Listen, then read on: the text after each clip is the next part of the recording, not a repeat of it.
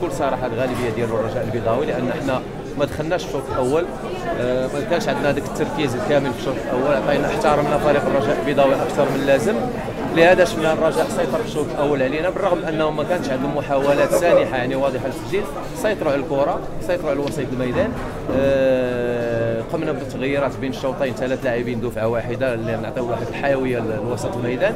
الحمد لله شفنا ديك شفنا المستوى اللي كنظهروا به في سابق المباريات. فريق شباب محمديه كان افضل في الشوط الثاني، سجل علينا مع كامل الاسف اول دقيقه او دقيقتين في الشوط الثاني سجل لنا هدف اللي كان عطى واحد الاسبقيه، واحد الاريحيه لفريق الرجاء البيضاوي بعث لنا الاوراق، لان احنا درنا 3 تغييرات كما قلت لك وسط الميدان وكانت كلها هجوميه، ولكن قدرنا نرجعوا في المباراه، قدرنا نخلقوا فرص، قدرنا نوصلوا لمرمى الزنيتي في اكثر من مناسبه. مع كامل الاسف ما قدرناش نسجلوا، وكنقول في النهايه الكره هي هذه، فيها الخساره وفيها الفوز. اليوم ما قدرناش نجيبوا نقطه هنا، لان نقطه من الدار البيضاء تعتبر الفوز لينا.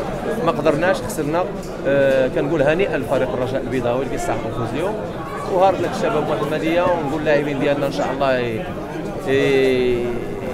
يعني انا راضي عليهم على المستوى اللي قدموه. ان شاء الله يفكروا في المباريات الجايه، لان امامنا باقي 11 مباراه ان شاء الله، باقي 10 مباريات ان شاء الله اللي غنحاولوا ان شاء الله.